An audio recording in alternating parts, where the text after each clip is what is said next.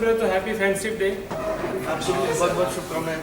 और मुझे फ्रेंडशिप मुझे लगता है कि जयपुर जब हम आए थे पहली बार 2002 में, तो एक ही व्यक्ति को नहीं पहचानते थे। मुझे लगा कि हम क्या कर लिए, कितना गलत कदम हमारा है। लगा ऐसा लौट जाए, भाग जाए यहाँ से। स्वान पथ पर पहली बार हम उतरे थे मानसरोवर में, कोई आदमी पहचानने वाला नहीं है। क्या हो गया भगवान, हम कितनी बड़ी गलती कर लिए। लेकिन धीरे धीरे जब हमारा यहाँ लोगों से दोस्ती होता गया, और अभी जितने भी मेरे क्लाइंट हैं सब मेरे दोस्त हैं। कोई क्लाइंट कहा कि हमारे पास नहीं है। कोई बोलते, एक बार हमसे इंटरव्यू में पूछा एक आदमी, आपके कितने क्लाइंट हैं? तो हम सोचते नहीं, क्लाइंट क्या बोल रहा है, तो सारे दोस्त हैं हमारे।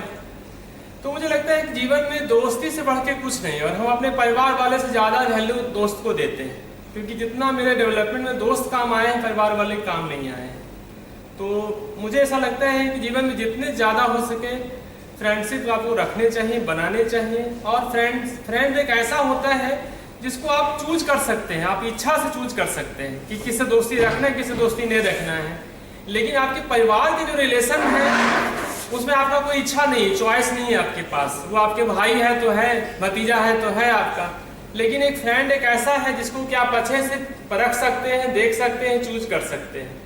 मुझे लगता है कि इसमें बहुत ज़्यादा सिंसियरिटी रखना चाहिए और फ्रेंड अच्छे से अच्छे बनाने चाहिए, जो कि एकदम खुले हाथों से आप उसको अपने पास स्वीकार कर सकते हैं। तो आज जो भगवान कृष्ण और अर्जुन का जो ये संवाद है, जो गीता के रूप में है, इसमें भी भगवान अर्जुन को अपना एक दोस्त ही माने हैं, सखा ही माने हैं। और गीता में जो चौथा अध्याय है उसका जो तीसरा श्लोक है उसमें सखा वर्ड आया है, सखा, कि अर्जुन को वो सखा बोल रहे हैं कि हमारे ये सखा है, ये तुम सखा स्वरूप उसको संबोधन किए हैं। लेकिन उससे पहले जो हम श्लोक बोलने जाएं, उससे पहले हम एक सर्वे करना चाहते हैं। जोसेफ मर्फी या the power of subconscious mind, कितने लोग जानते हैं इस बुक के बारे में? मतलब 8-10 लोग जानते हैं इस बुक के बारे में। और जोसेफ मर्फी 17 साल भारत रह करके गए हैं, स्पिरिचुअलिटी का अध्ययन करके गए हैं, तब उन्होंने ये बुक लिखा, the power of subconscious mind. और जो अगला श्लोक हम पढ़ने जा रहे हैं वो इसी पर है, इसी पर आधारित है। ये यथा माम प्रपंदते तांस तथैव भज माम्यहम् मम वर्तमानु वर्तन्ते मनुष्य पार्थ सर्वसा। ये श्लोक है। तो इसमें पार्थ यूज कर रहे हैं भगवान। अर्जुन को बहुत अलग अलग नामों से पुकारा गया है, जिसमें एक नाम पार्थ भी है। और ज्यादातर जब आप महाभारत देख रहे होंगे तो जब भी भगवान कृष्ण अर्जुन को पुकारते हैं तो अर्जुन कह के नहीं पुकारते हैं, हमेशा वो पार्थ कह के ही पुकारते हैं। तो पार्थ संबोधन बहुत प्रिय था भगवान को अर्जुन के लिए। तो उससे ना वो एक बहुत आत्मीयता शो करते हैं भगवान, क्योंकि कुंती का दूसरा नाम पार्था भी था, और कुंती भगवान कृष्ण की दूर की एक रिश्तेदार थे। तो इसे बहुत ज़्यादा उसमें स्ट्रॉन्ग इमोशन भगवान जब दिखाते हैं तो भगवान अर्जुन को पार्थ बोलते हैं। और गीता का ये चौथा जो अध्याय है ना, वो हमारा ज्ञान योग पर है। और भगवान अर्जुन को ये बताना चाह रहे हैं कि देखो अर्जुन, 3 तरीके से तुम भगवान को पा सकते हो। वो ज्ञान योग है, कर्म योग है और भक्ति योग है। सतत, रजस और तमस, तीनों तरीके से आप भगवान को पा सकते हैं। अब आप तुम देख लो कि तुम क्या हो, तुम्हारे में कौन सा गुण है। सतत वाला गुण है तो उस रास्ते पर चले जाओ, रजस वाला गुण है तो इस पर चले जाओ, सतत वाला है, तमस वाला है या रजस वाला है। तुम अपने आप को देख लो अर्जुन। भगवान गीता में अर्जुन को कोई इंस्ट्रक्शन नहीं दिए हैं कि तुमको ये काम करना है, ये ऐसा होता है, ये ऐसा होता है, ऐसा होता है। अब तुम चूज कर लो कि तुम क्या करना चाहते हो।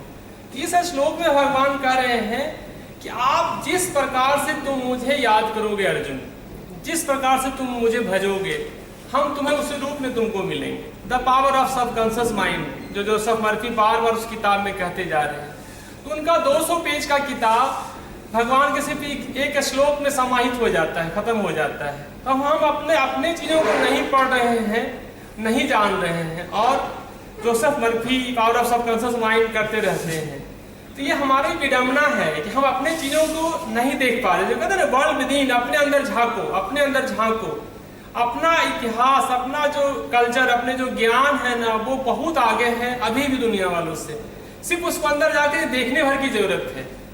जो आप जैसा आप चाहेंगे आप वैसा बन जाएंगे। जिस तरीके का आप काम करना चाहें भगवान आपको हेल्प करेंगे। एक पॉकेटमार को लगता है कि ये जो औरत है ना 7 दिन से लगातार जाती है और एक चैन पहन के जाती है, इसको चुरा लेना है।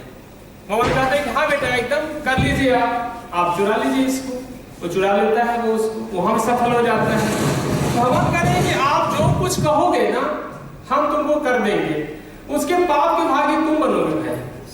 ये कहना चाह रहे हैं भगवान कि जो इच्छा हो सब तुमको मिल जाएगा, उसके जो फल होंगे वो तुम जानो इसके बारे में। तो भगवान इस श्लोक के माध्यम से कह रहे हैं अर्जुन को, एक शाखा को कह रहे हैं कि अर्जुन जिस प्रकार से जैसे तुम मुझे याद करोगे, जिस तरीके से देखना चाहोगे, हम तुमको वैसे ही दिखेंगे और वैसे ही तुमको हेल्प करेंगे। ये श्लोक अपने आप को कह रहा है कि जो आप चाहते हैं उस पर स्थिर रहिए, बार बार रिपीटेशन कीजिए और आपको वो चीज मिल जाएगा। ये श्लोक है। Thank you.